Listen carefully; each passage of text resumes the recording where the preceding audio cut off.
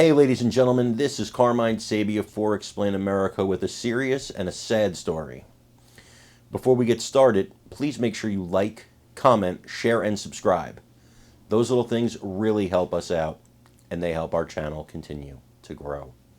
And if you support us, you support Donald Trump, and you support conservative American values, hit that join button and help us continue delivering the news to people in an unbiased and truthful fashion. And you guys know me. I am unbiased. When the Republicans do something wrong, when Trump does something wrong, you can come to this channel. You're going to hear me tell you about it. Because I don't carry water for anyone. I call it like it is. Now, more often than not, I believe the Republicans are correct. More often than not, I believe Donald Trump is correct. But you know that I am what I am. I mean what I say, and I say what I mean. And when I say to you that I think the squad are a bunch of evil, vile, disgusting people, you could take it to the bank that I mean every word of that. This weekend, Pramila Jayapal was doing an interview on MSNBC, a nice softball interview. And they were talking about Biden's open, porous border. And the subject of some recent crimes came up. One in particular they talked about was the fact that a 13-year-old girl was, I can't say the word on this forum, but assaulted in an adult fashion, I think you get the picture, by an illegal immigrant. And they talked about the fact that that was on the chyron. That's the little wording on the bottom of the screen. That was on the chyron of Fox News. And Jayapal said that was the problem. That was the problem. And there's been people calling for her removal now from Congress all over the internet. And why? Not just because she said that, but she laughed. Her and the MSNBC host, they just had a great old time laughing and giggling with each other.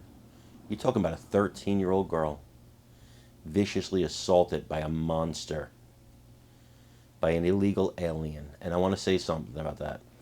Don't make a mistake. Not all illegal aliens are monsters. In fact, the vast and overwhelming majority are good, decent people. It's the truth. They broke their law to get into the country. But the vast majority of them are good, decent people, or believe me, you'd know about it. Okay? But there are some that are not good, decent people, just like Americans. The difference is we're letting these people in and we're not vetting them. We have found terrorists. We have a woman, a mother of 5, dead. We have a 12-year-old girl dead. We have a 13-year-old girl assaulted, and I'm just talking about the past week. And you're laughing? You're laughing? You should be ashamed of yourself. You should hang your head in shame and not show your face in public, you scumbag. You disgusting, loathsome scumbag. Folks, I want you to take a look at this abhorrent video. And then I want you to tell me in the comments exactly what you think. Let me read this to you. So this is the poll in favor of mass deportation. This was the question.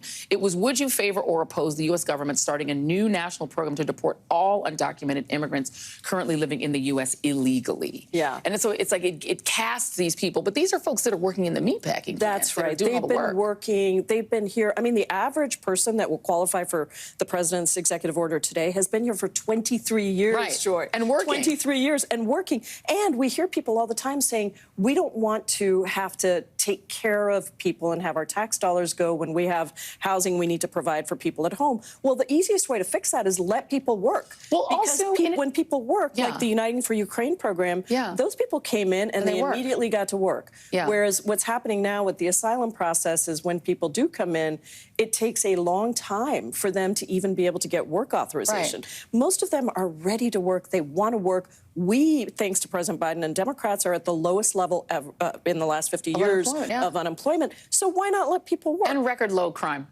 rate. Right. And also immigrants commit fewer crimes, and they're actually great citizens. But there's a lot of fear-mongering. There's a lot of fear-mongering, absolutely. You know, and I think it's kind of remarkable that the polls I look at, the national polls, actually Americans still support immigrants. They support immigration. It's just that they would like to see a system that actually works and that can keep them safe and secure. And all of us want that. And, you know, I've been working on this issue for 20 years since before I came to Congress in the streets as an activist. Let me show you this is one of the reasons that people have these this sort of thinking. Here's the three cable networks reporting of this. Was our banner said, soon Biden announces legal protections for undocumented spouses of U.S. citizens. CNN's banner said, Biden announces new protections for some undocumented spouses. Here was Fox's banner, migrant arrested for raping 13-year-old New York City. Yes. And so I think that's part of the problem, right? Exactly. Is that you have that's a lot of fear-mongering. Exactly. And that we know that when people have economic insecurity, right, when they're facing high childcare costs, when they're facing high housing costs, they are concerned for themselves. And so anybody who comes in to a space of that economic insecurity and says, hey, you know, why are these people getting something that you're not getting? Right. It does turn people against those people, whether they agree or don't agree that they have, you know, that they're helping the country.